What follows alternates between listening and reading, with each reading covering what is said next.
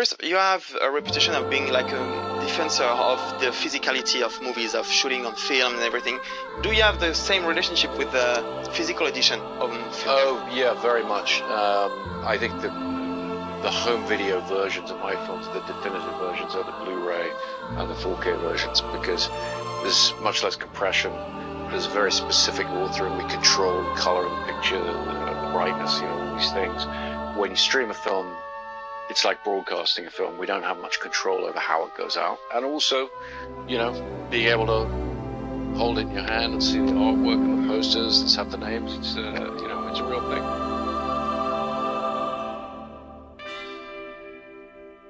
And Michael said this takes the old films made up till today and preserves it in a form. It's the last hardware. It's the best of the last hardware. There won't be any other hardware now. It's going to be on a digital phone, or it's going to be on a computer or on a TV screen, but it'll be stored, but you will never have access to it and physically hold it in your hand like a book or like a vinyl record. Remember, baseball cards, they all said that was going out. But baseball cards are worth a lot more today than they were in the 1950s when I was collecting. I love to collect hundreds and hundreds of Blu-rays because that will be a very valuable collection in 2050. I really believe that.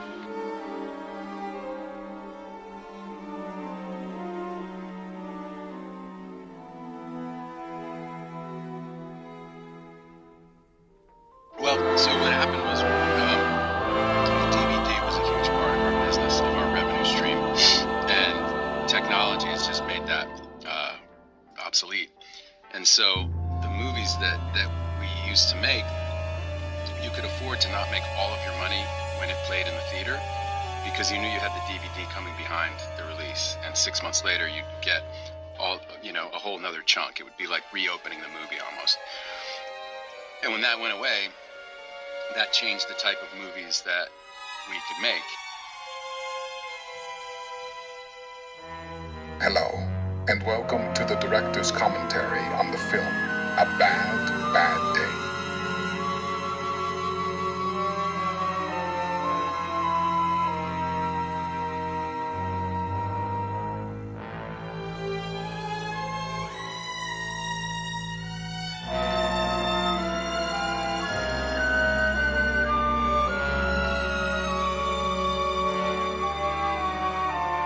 The filmmaker would like you to know that he appreciates your time and support.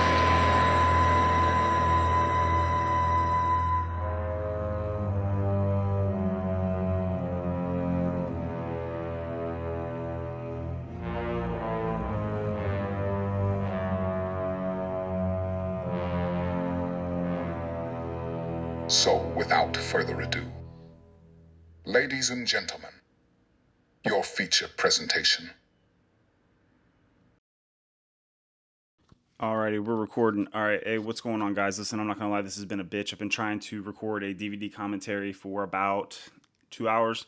I can't get my phone and my MacBook to cooperate to give me. I want to be able to use my phone's camera and record on my MacBook because I have more storage there. I'm in a storage situation right now. It's pretty fucked up. I don't like it. It's annoying. I'm too broke to buy the, iCloud storage. And even when I had it, I feel like I need a new computer. I need a nice computer, but it is what it is. I might not even use the video for this. I might just do straight audio. But so today what I'm doing is a DVD commentary for A Bad, Bad Day. It's not on DVD. It will be. I'm going to print out a couple copies of it on DVD. No one's going to buy it, but they'll be there, and you can buy them if you want that. And I'm going to trick them out. I love doing DVDs. I've made a couple DVDs in the past of just, random things. And I personally I love physical media. I think it's cool. I like making the artwork. I like all that stuff. And I love DVD commentaries and, behind the scenes stuff in videos, in movies. So, this is, oh man, I just got a notification that my network is not connected. You gotta be fucking kidding me. All right, we're gonna see if this works. I'm Jalen Snowden.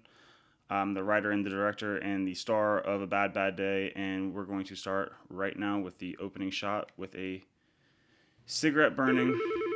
Now this is,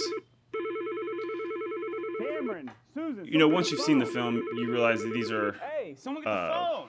Here, I'm actually gonna pause this real quick. So basically, if you've worked in a restaurant or a high stress environment, you usually will go home and you'll have nightmares about that place because it's, you know, it does something to your brain where you'll hear the phone ringing in your sleep and try and answer it and you can't get there, or, you know, you're at work but you don't have your, you know, the thing you write down to take orders, or you can't remember your password to get into the POS system, stuff like that. You know, you'll have nightmares about that. And I've had those nightmares, and that's what this is supposed to represent. You know, this is Murphy having stress dreams. So we'll continue. Hello? Hello? Hello? This is my mom's restaurant in Chillicothe, Hey, Ohio. Leslie. And Leslie? this was shot on Easter because Cameron? it's the only time I could guarantee that no one would be Logan? there. And I wanted it to be daytime, Susan, so, somebody? you know, there's no way I Where are could you have shot it going? while they were, No, if you don't. you know, were actually working. The phone's ringing.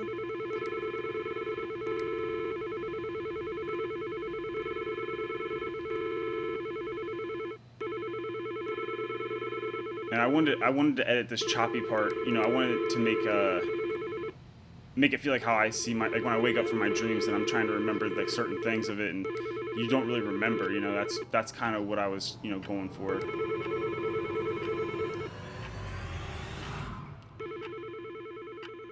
So yep, we just got the title card, A Bad Bad Day. I love that font. I found that font on, who knows where I found that font, but I you know, font's a huge thing for me. I love fonts. So this is my apartment in Chicago, and all right, I'm gonna pause it right here on the clock. When I'm looking at that clock, you know, you don't know what's going on yet, and you don't know what you just saw was a dream. I mean, you probably assumed it was, you know, I mean, it's a short film, and every artwork does that fucking dream shit. I really battled on like cliche dreams because I don't want people to think it's all a dream. It's not all a dream. It's just the nightmare of you know, a work nightmare is a real thing for me, and I hadn't really seen it before, and so I thought that was like a nice take, you know, the nightmare of work and stuff. But so this is my apartment in Chicago, and I had just moved here. I had about 50% of the film completed, maybe even a little more, because most of it's restaurant stuff, and I was unemployed. I hadn't found a job yet. I mean, I still don't really have a job at Instacart, which I did in Cincinnati, so I wasn't that employed. But I was, you know, trying to not do that. I was challenging myself to like work more on films and stuff.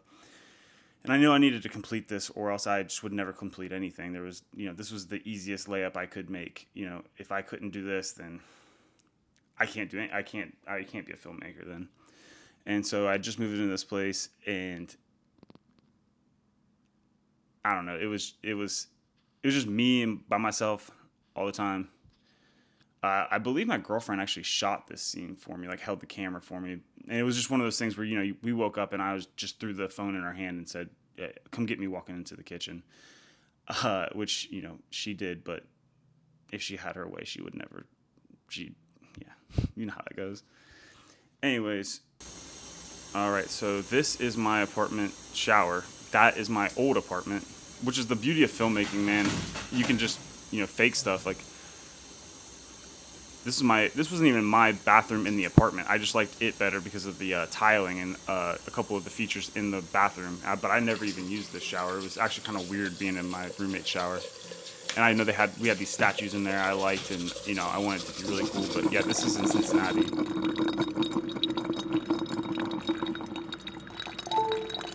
I broke this coffee pot filming this, and it's impossible to. It's a Ninja, you know, one of those fancy Keurig / coffee / espresso machines, real expensive. I have no idea how to find just the pitcher, but I broke that. Oh shit! Oh, so with Murphy's phone, you know, it's one of those phones. If you've ever had a phone charger that it's broken, or your phone, the port is a little like wonky, you have to like wrap your phone around it to charge, and sometimes you wake up and it didn't charge. That's what that's supposed to be, is if you didn't catch that, and it's just now, you know, turn it on. So that's why. All right, so now we're outside. I'm going out for the first time, and this was incredibly awkward because I just moved into this apartment complex, and I had to stick a tripod with my phone on I didn't have a phone clip. I had like a thing that would hold the phone, like a selfie. I would use selfie sticks thing, like those little things you put your phone into, and I put that on a tripod because it has a little screw on it. But I broke that because it was an incredibly cheap one, and I had to just use. Actually, I have one right here. I had to use one of these.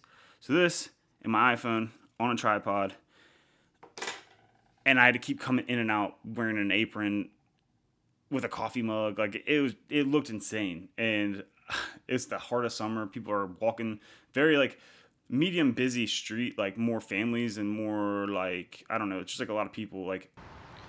So for this is a real story. I had a car where the handle broke off. I fell in the middle. It was the middle of winter though, and it hurt so bad, and I like almost got knocked out. You know, that's how hard I fell back.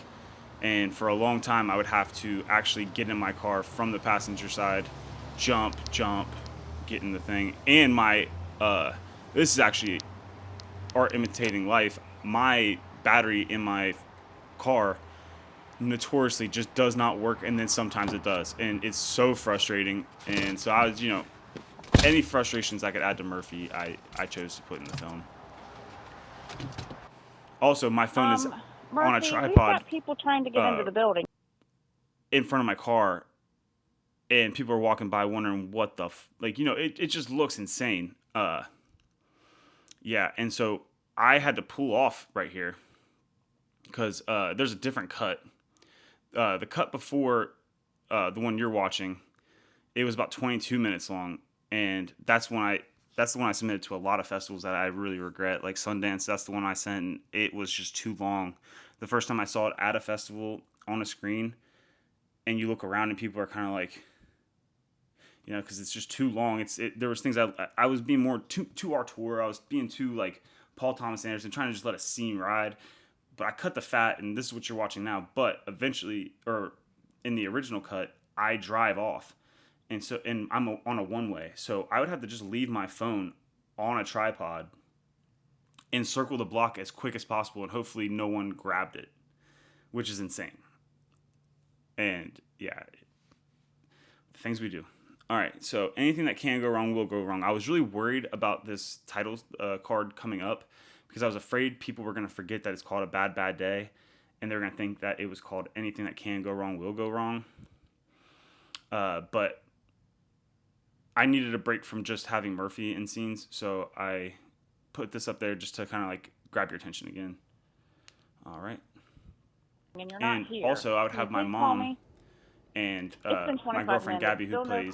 My mom plays my boss, or the owner of the store in the film, and my girlfriend plays Charlie, my ex-girlfriend. I'm on my. And I would send them like typed out things of what to say, and I'd say, call me and leave me a voicemail, because you can save your voicemails on your phone. And I would just have them call and leave the thing I typed out, and I would use that because I knew I couldn't keep having them act, because it's kind of a hard task, It's a hard ask. It's annoying. Me. So I was like, but you can record a voicemail real quick, I just got back and that would give more characters. Because I knew people were gonna get tired of just seeing Murphy, and I didn't have any more actors at my disposal, so that's what I did. That's why I used voicemail. Before I leave again. All right, so now we're looking at the restaurant. This is another awkward thing. Here, we'll pause it before we get to the music. So this is real awkward because I had to put my phone on a tripod, and again, people have asked, who my cinematographer was. It was my tripod. That's who my cinematographer was. Which also, thank you if you asked that, because that's high praise. I appreciate that. And so, I'm looking right now at this high shot of Murphy running from the parking lot as the song "Burnout" by Garage Fire is playing. I had to climb up on top of the building, on top of a vent or like a AC unit, and put my tripod on there and some weight. I put like I can't even remember what I used, but I used something heavy to kind of make sure it didn't, because if it falls, I'm fucked. Because my phone is not only my camera, but it's my job. I do Instacart, so it's my job, it's my music, and I can't afford a new one. I mean, I don't know if you've looked at iPhone prices, but they're fucking expensive as fuck. So this was a I guess high risk, high-ish reward, pretty low reward to be honest with you. I mean, didn't have to have the shot to be honest with you, but I'm glad I have it, and it looks cool. But yeah, it was completely dangerous. And so everything in the restaurant is just a normal working day. If it's not the nightmare or dream sequence, it's a normal day in Giovanni's Pizza in Chillicothe, Ohio. And my tripod is just out. Which it's... What are you going to do? My mom owns the place. You gonna say something? You just get fired. No, I was grateful everyone let me. No one said, like, don't let me be in it. Like, more people wanted to be in it than not be in it. So that was nice. And it was cool. You know, I had so much fun shooting this stuff because, you know, you started seeing people like, it's actually more fun now because when I was originally doing it, I hadn't made anything. So people were kind of like, you're making like a movie, and it's kind of, it's hard until you've done something. It's hard to say that you are something. But now that it's out, they all love and want to know when they can be in the next one. And they tell me, like, you know, they say my praises, and I really appreciate it because, you know, they did a lot for me by just acting normal. And I would hide the camera too. I would just hide it, and people wouldn't even know that it's being recorded. It'd be up in, like, you know, a weird place or what have you. But pretty much we're just working. All right, so Murphy's running into the parking lot, or running from the parking lot into Giovanni's because he's late for work. In case you didn't catch it, the film takes place during daylight savings time, and his phone the clocks have sprang forward. He's late for work. His phone was dead, or else he would be able to, you know, he would have been, his alarm would have went off normal time, but it didn't go off because his phone was dead, and the clock in the kitchen was set to the time because he didn't set it back. You know what I'm saying? Like, so the song playing is Garage Fire. Their song Burnout. Garage Fire is a family, like my family band pretty much. I mean, it's you know, my former roommate, best friend Seth Harness, and his sister, her husband, some childhood friends. Like it felt, this whole thing is like a family affair. You know, I knew I wanted to include the song because I just felt like it harkened back to like 2000s movies and you know, killer soundtrack, and it just has that vibe, and I really wanted to use it. They let me use it for free. Appreciate it, because I don't have it. I looked up how to buy rights, and they're out of my budget. So we'll resume.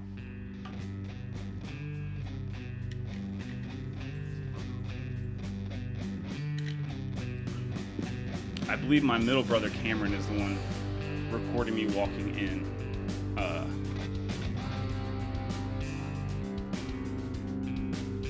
That was shot on my old phone that I had, and it was like an iPhone 7, maybe 6. Old enough, but new enough to have time lapse, and I just set my phone up, propped up next to that ticket counter, and just had it time lapsing.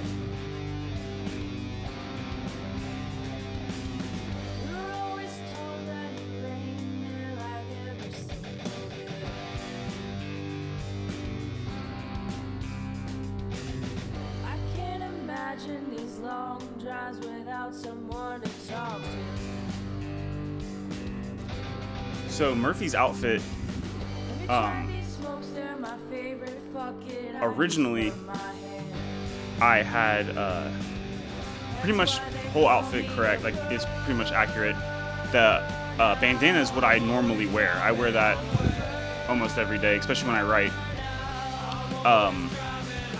But I also originally had a steak and shake style hat, the like sailor hat, and I was gonna have everybody wear them, but I knew that was a big ask, and I bought some on Amazon, and they didn't fit my head, and I didn't like the way I looked in them, so I wasn't gonna make anybody else wear them. But I wanted it to just, like, you know, because there's nothing worse than working at a job that sucks and they make you wear a dumb uniform. All right, so there's a pizza right there. I just fucked that pizza up, and we were watching that at a screening at the. At a screening, and my mom just, like, every time she sees it, she's just like, because I just royally fucked that pizza up. And it got to the point where like they were like, okay, all right, get what you can get, but like you got it. You go do some other stuff. Like, yeah, we're open. Like, this is real people's food, so quit fucking things up.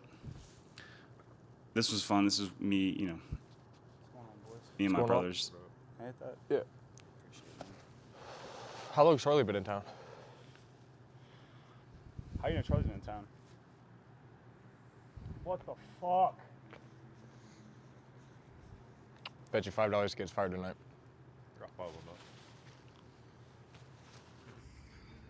Oh my fucking god. All right, so God damn it. it actually, I say that it can't come off. Later in the film, it was literally coming off right there with my sleeve, so that's embarrassing. But when I was hitting my car window like that, you could see it bending. It almost broke, which I am glad it didn't break, but would have been fucking sick for the movie. All right, boys. See you. Good luck, boss man. Appreciate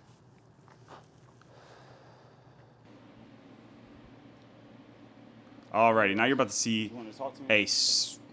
a master at work. That is my mom. She owns the actual Giovanni's pizza location that we're shooting at. She does not smoke. I think I'm actually going to pause it right here. She does not smoke, but the building had been smoked in for so long, because it's been around forever. And it was already a Giovanni's before she took it over. But they had smoked in it so long that at night, once they close up, they could smoke in there and wake up in the morning and it smelled the same because, what are you going to do? 30, 40 years of cigarette smoke in there. A couple darts at the end of the shift ain't gonna kill nothing. I don't know if that's illegal or not. So if it is, I'm just kidding. I swear, we didn't do that. That's a fake cigarette. But, she doesn't actually smoke. And so I knew I needed to I was hoping that it would be a quick take. But if it became longer, then I can't keep having my mom choke on cigarettes, especially that she doesn't smoke. So, again, a big ask. And I just told her to fire me. I didn't tell her to do anything that she did. And so when you see this right here, this is all one take. This is just my mom getting some pent-up anger out. And it honestly is a really, really great performance. I think, I don't know. I think it's incredible. And I think it's the best part of the movie. And it's all off her dome. So keep that in mind. Besides some editing tactics, pretty incredible performance. And that's my mama, and that's why I love her. And I will improve. Okay, stop. You're not. We've been over this. We've had this conversation before. All right, so it was incredibly hard to not get the camera, my phone, in the shot of the window. You're not a team player. And so, wants to work with you. I don't even remember how I did it, but we figured it out. I was the first one to I was just at a film early. festival, You the leave before everything's Catalana done. Film I'm staying Festival, here late at and my night man doing Cam, your job. who is the When you director leave, of do you think Blackwoods, that's fair great to me? film, you should check it out. He asked me Why? in the I don't know Q&A what you have if going on this at home. I don't know zoom what's out going on. I don't was care. intentional, or Because what when you was come my in here, thought you're process here to behind it. And I'm gonna pause it real quick. I was incredibly nervous doing the Q&A, and I didn't have I didn't have an answer then. I do have an answer now. I remember that in the original version of it that was sent out first round, there was no zoom. The reason I added it is because it was just too much of a this. You can tell it's a tripod every single time. There's little movement in this film, so I needed to get creative with how to create some sort of human element to this film, or at least to help your eyes, because it's hard to see this the whole time. Scene. So there's a couple things where I do zoom ins on while I'm going through the story, it'll zoom in, but it's all all because I had to get creative. And I noticed that she was talking with her hands, and it's kind of cool. It's showing you it's, if it was on mute, you'd kind of understand the rhythm of what she's saying. And you can tell I'm nervous. I have my hands like this, and I was nervous because I was afraid that she was going to fuck up. And if you get tongue-tied and you're being recorded, it's like really hard to bounce back from that. And so I knew she didn't get this one done right, our takes would get, more annoying for her and lessening the quality. So I'm pretty nervous myself. And she's using her hands like being very dominant, And so I'm the sub, she's the dom, and she's dominating with her hands, and I'm, subordinate right here, like kind of, playing with my hands and being nervous, which was an accident. So, resume. Okay, I'll How would you like it if everybody just left you and I also, when I made it, they're in the script, you're I always say, outside smoking. looks like How many breaks do you take a night? the movie Heat with Robert De Niro and Al Pacino when they meet in the restaurant. You don't get a break until you've been That there was for my 2 inspiration hours. for this scene. You're taking one every.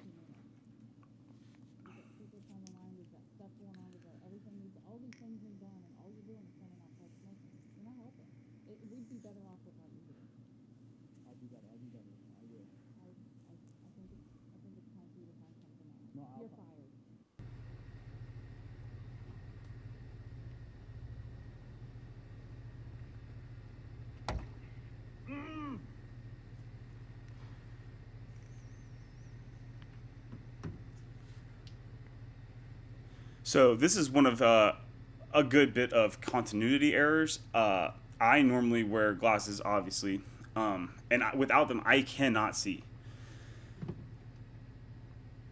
In the scene, I'm wearing glasses, and the character does not. And they're also sunglasses because I had broken my regular seeing glasses, and all I had were prescription sunglasses, so I wore those for a long time. Ooh, bro, give me 5. I hurt my hand pretty bad punching and slapping shit. Give me 5. Like, pretty bad. Like, I still kind of, like, feel it. I feel like in my knuckles.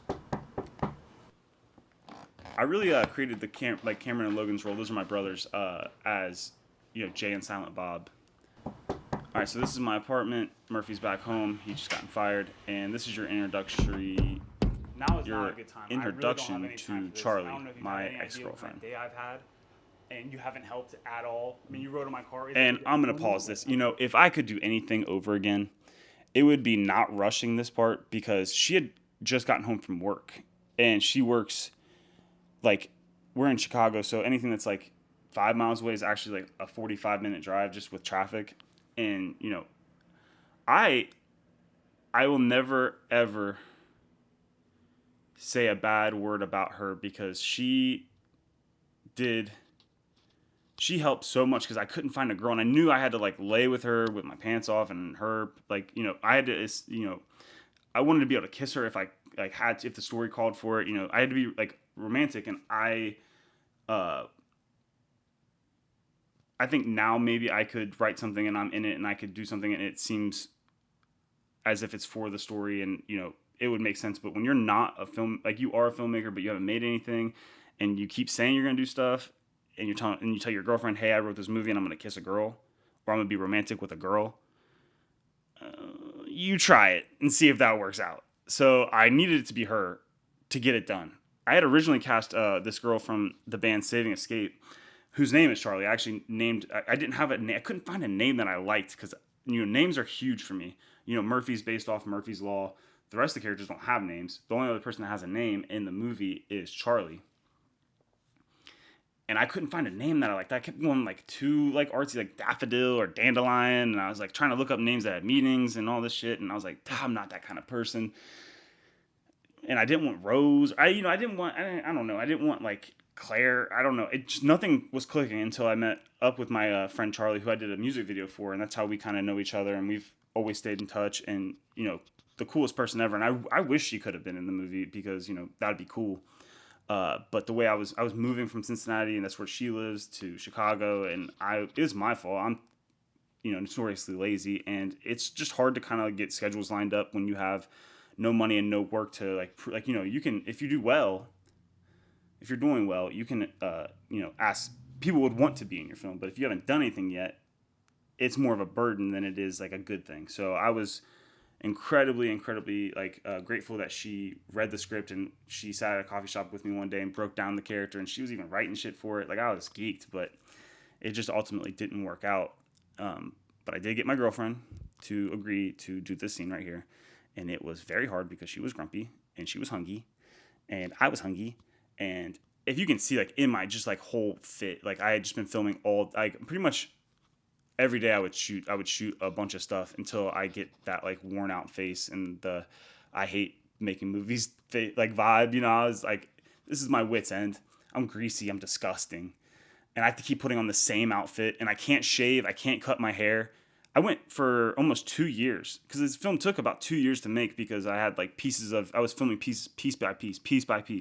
It was originally on film. I bought a 16 millimeter camera and film, and it all came back with like, it was just blurry. And because I don't know what I'm doing. And I was putting tape up to keep the, film rolling.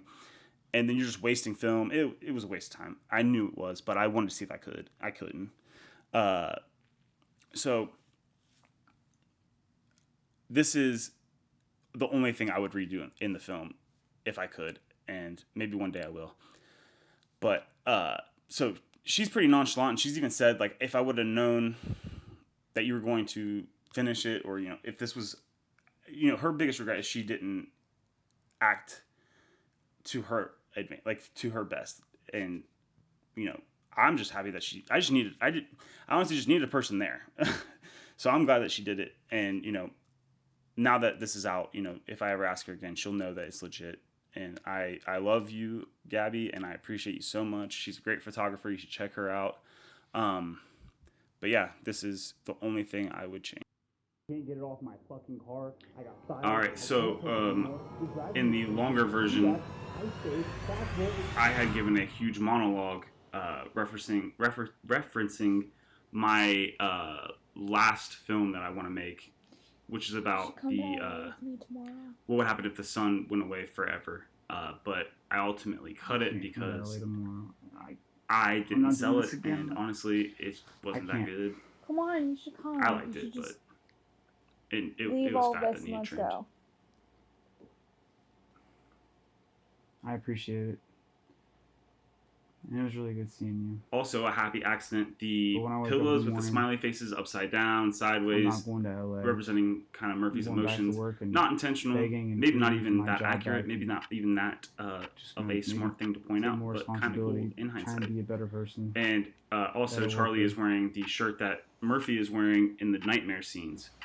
That was intentional, and it's a Ralph Steadman Hunter S. Thompson t-shirt, which I fucking love, and I think it's fucking sick. All right, so we're back to nightmare scenes. This was probably my favorite thing to edit. I love Phone's ringing. editing.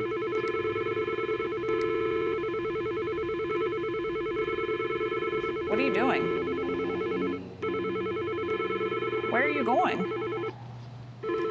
Where should I go? Also, I wanted to create repetition. There's that famous George Lucas, when he's talking about the prequels, he goes, it's symmetry, or it's poetry. He goes, it's poetry. It all rhymes, and it's cyclical. And I agree with him on that. I think the more you repeat things, the first time it's annoying, or the first time funny, second time annoying, 80th time hilarious. So I always follow that kind of rule. I like it. He woke up again. Murphy has a choice right here. I'm gonna pause it.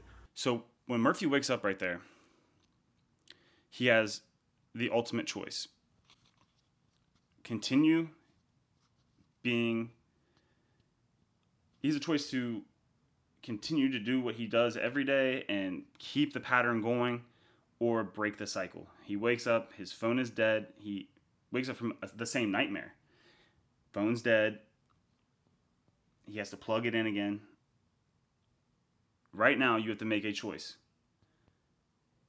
Keep going or break the cycle and be happy. And this is the ultimate message, is anything that can go wrong will go wrong unless you do something to change it. That's Murphy's Law. Murphy. It all comes to this point of you are in control of your destiny. You can make the change to be better. But no one cares if you don't. It's all up to you, and it's all about you. If I describe this film in one word, it's selfish. And it's Murphy's an asshole. He's fucking selfish. He only cares about himself, and he doesn't think he's good enough. which is classic. You know, we all feel that way sometimes. So we all have a little bit of Murphy in us, and we've all had a bad day. And this is also kind of like poetry and rhythm. Making this film, it was my turn to either shit or get off the pot. Do I keep saying I'm going to be a filmmaker and not make anything? Or do I, go out and, do what I say I do? And, just like Murphy, I do. Yeah, editing this part and matching it up with the heartbeat was infuriating. Hey, it's me. It was so meticulous, and I didn't have enough footage to make new footage all the time. So that's from me and Gabby at the Warhol Museum. It's really nice here. I like it, but I have different color hair, and sometimes I wonder if I wish you would have come. It doesn't work, but whatever. Works for me. I have to go. I'm not mad you didn't come, but it was just like. And poor Gabby, she had to record all these voicemails and keep calling me, and I had to keep sending them the voicemail, and you're a fucking jackass. She killed it though. Hey, she did a good job. I'm sorry about that last voicemail. I was high and sad and lonely. Please don't listen to it. Please just delete it. I didn't mean it. Hey, it's me. I got a job. I'm shooting for this really cool magazine. I actually think you'd really love it. I miss you. So originally in the beginning of the movie, you'll see that picture is folded down, because he's ignoring, I don't know Charlie, and he's ignoring his problems and stuff. And now it's up, right? kind of signifying that Murphy has changed his ways. Sorry, I keep ignoring your calls. There's little things like that I like in movies. Everything. Also, a big regret. I always have had the end written on the car because it's all poetry and it rhymes, baby. Because there was already car paint, but I don't love it anymore. It's fun. It's camp. So if you pay attention right here, I shouldn't have. When I go to drive off, Gabby's not in the passenger seat anymore because I was like, dude, honestly, there's a lot of people out, and what I'm gonna do is just edit it up, and you get out and watch the camera while I drive away. And that was always the case though. In the movie, in the script, it was driving off into the sunset, and that's nice. That's always like a nice thing in movies. I just miss you. Some beatsy. So that's the end of the movie. And I hope everything works. Sick ass ending. Honestly, I love the ending. I think it's the best part. But some things that I just some BTS stuff that you might not know. It's in black and white because I wanted it to be in black and white, to be honest with you. But I also didn't have a choice because I can't spend time lighting up the pizza shop while we're working on it. Also, I don't know how to. A lot of people I get not mad or it's just a frustration thing because people just don't know how to say what I do. A filmmaker is what I call myself. I believe that I'm a filmmaker or a writer or a director.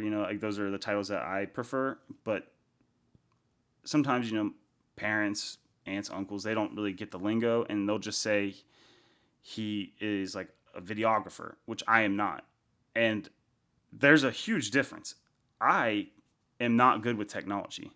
I'm horrible with technology, actually, especially cameras. The only reason I'm a filmmaker and a writer is because it comes naturally to me. And when I see it, I'm a good editor. I like editing because I see it and I know the keys, and I know where I'm at in the editing bay, and when writing, and when trying to explain, when I'm directing, when I tell someone what to do or how to do something, I already know what I want, so I'm good at it. I'm good at that part. But when it comes to cameras and sound, I'm really bad at sound. I don't hear sound very well. Music is I like listening to classic albums is pretty much the genre. Whenever someone says what's your favorite genre of music, it's classics. Any classic album, I try and listen to it, and I usually love. But I don't do a lot of deep dives, a lot of indie stuff. I wish I did. I don't really love music like everyone else does. I don't even love movies that much. I like TV. But it just comes naturally to me. So that's where that I stick to my strong suits, and that's just how I've always worked. If I'm good at it, I'll do it. If I'm not, I'm done. So it's in black and white because I had no choice. The longer version was really loud. I saw it in a theater at one of the film festivals I was at, and it was embarrassing a little bit because it was like piercing people's ears. And then this one, I'm not gonna lie, it's a little too quiet. Like the dramatic like music that comes in when the title's displayed, or when Murphy's I think he's going to bed or waking up. That originally I wanted that to be the song "A Day in the Life" by the Beatles. Like that part where it's like crescendoing and getting like crazy. I couldn't, obviously. I reached out to the Beatles, they didn't reach back out, so couldn't afford that song. I thought about just doing it illegally and just using it and saying fuck it. But I wanted to get into film festivals, and I wanted to do the right things with this film. So I just looked up generic, copyright free sound effects, used that one. But it's a little too quiet. I just don't get sound. So like, my next film, Bluegrass, I'm looking to hire like sound person. It's still going to be cheap. I'm still pretty broke. I'm going to try and raise some money, but there's things that I'm not going to cut out on, and that's an camera operator, I guess, or whatever. I also don't know that much lingo. So like camera guy and sound guy, those are two huge things that I will have, and make sure that it's correct. Because also all of the audio is caught on this Rode wireless Go 2. I had originally ordered a boom mic from eBay, and the person sent me this, which actually was kind of a blessing. I kind of like this. This thing's powerful and it's cool, but you have to hide it, and it also is just like I don't have another one. You can pair two up, so I could have two of these, but I don't have the fund. I didn't have the funds for that, so I only had one. So I'd have to get close to people, or I'd have to clip it to something and have it kind of close by and pray for the best and jack the sound up. So it was just always creating these like little problems that I tried to solve. But these are things that I enjoy later in, like it's fun to like look back at now, but at the time it was grueling and disappointing and made me feel like absolute doo-doo. We're pretty much done with our film festival run. The Catalana Film Festival was the best one I've been to. A lot of great films, and just the attention to detail and making sure that filmmakers get their time was nice. It was nice for my family to see. It was nice for everyone involved. That we did a Q&A. My mom was up there. Cameron and Logan were up there. My brothers. Like it was fun. But yeah, this was the DVD commentary. It will be on a DVD eventually, and I'm gonna throw this on YouTube after I get done, putting it all together, and hopefully I can do some fun stuff, like add some, cool things in between, me talking and the film being played. But, be on the lookout for it. I appreciate everyone that's watched the film. I appreciate everyone that helped me work on the film. I appreciate the film gods. I appreciate y'all for blessing me with, the ability to tell stories through this medium. I love filmmaking. I enjoy it thoroughly. I love writing, and I can't wait to show you guys my next film, which is Bluegrass, a horror film. Thank you.